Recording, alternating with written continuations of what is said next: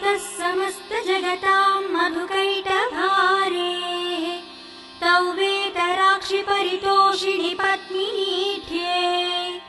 नाथानुबद्ध भुवनावनबद्ध दीक्षे प्रत्यक्षदेवतर्मे तव सुप्रभातम् ध्याये अखिलाश्रितवरप्रदकल्पकल्पे विश्वप्रदामनिलयामलदिव्यभासे आयाहि शीघ्रमघनासिनि संवितानां श्रीसूर्यदैवतव मे तव सुप्रभातम्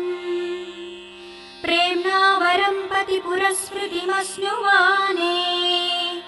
नव्याब्जरागसहजन्म मनोज्ञकान्त्या शोभां विधायिनि उष्णे गगने पृथिव्या प्रत्यक्षदैवतर्मे तव सुप्रभातम् कृष्णाग्रजेन जगति परिरक्षणार्थम्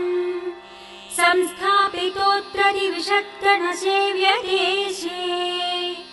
छायाब्धिनीसहचर्युषशयासनाथा श्रीहर्षवल्यधिपते तव सुप्रभातम् इन्द्रादिनिर्जरवरसहितावरोधाः सन्तानपुष्पविलसत्करसम्पुटास्ते त्वद्धर्मणोत्सवकुतूहलचेतनश्च श्रीसूर्यदैवत विभो तव सुप्रभातम् तरं विरौति गृहकुक्कुटमण्डलीयम्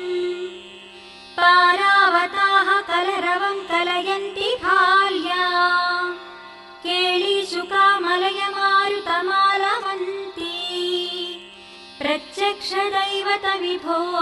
तव सुप्रभातम् उत्फुल्लचम्पककुशेशय पाटलाना गन्धादिवाससुरभिशिशशिरो मृदुश्च त्वां सेवते मरुददृश्य वपुर्महात्मन् श्रीसूर्यदैवत विभो तव सुप्रभातम् स्वामिन्नदप्रवृजिनापः पुष्करिण्या स्नाताः प्रपूतमनसः स्मृतिवर्मनिष्ठाः गायन्ति साममधुरं ऋषितुल्यविप्राः श्रीहर्षवल्यधिपते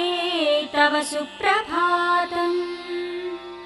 रम्याग्रहण्यविततौ कलभाषिणीनां वीणानिनादकलितामृतभव्यदा